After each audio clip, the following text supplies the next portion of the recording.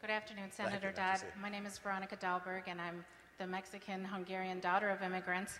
I'm now Executive Director of OLA in Ashtabula in Painesville, Ohio, and I'm here in partnership with Action of Youngstown, Ohio, which is affiliated with Gamaliel Foundation.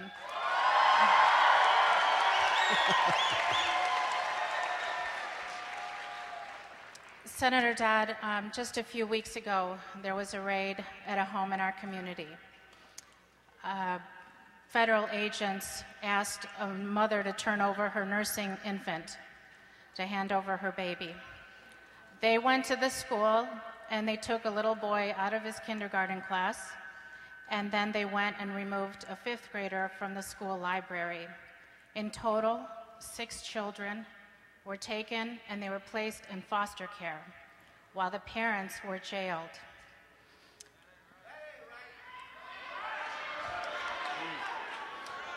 The family was allowed to reunite briefly so they could pack their bags.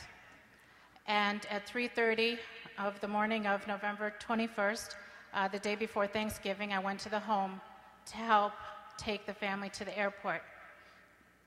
They had to wake up the little children at 3:30, put their little shoes on. Their school bags were packed, but they were going to the airport. Our government was deporting the whole family at 5 a.m. that morning. This is the consequence of enforcing bad laws without reforming them. And there are 12 million undocumented people who are essential parts of our community. The farm workers that work in the fields of this country, and they live in the labor camps of this country. The moms, dads, factory workers, these are our neighbors, and yet they're forced to live underground in fear.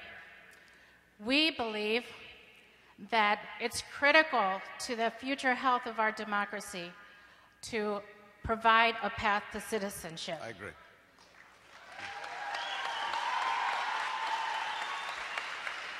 Senator Dodd, my question to you is, are you willing to reject, as a national leader, enforcement-only policies that sow fear and hatred and divide our communities, and offer a path to citizenship, legalization in the first 100 days of your administration? Absolutely, absolutely. And I thank you for,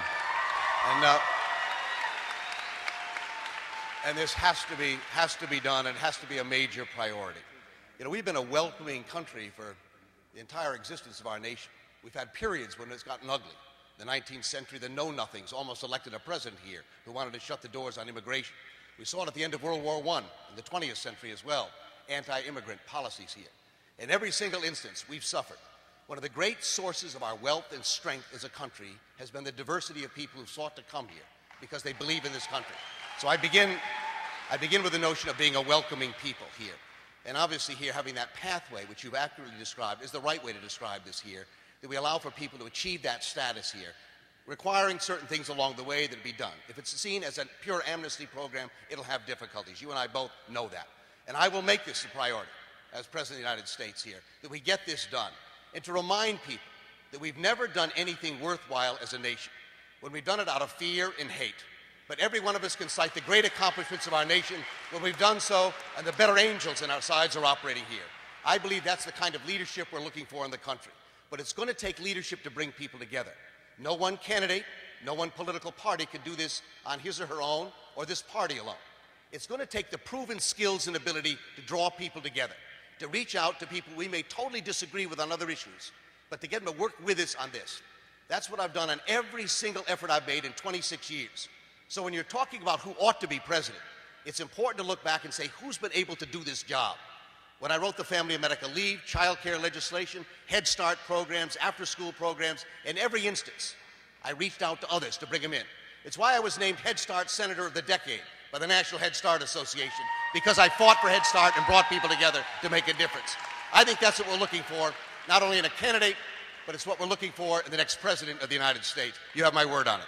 Thank you so much, Senator Chris Dodd. Thank you to our first group of community leaders.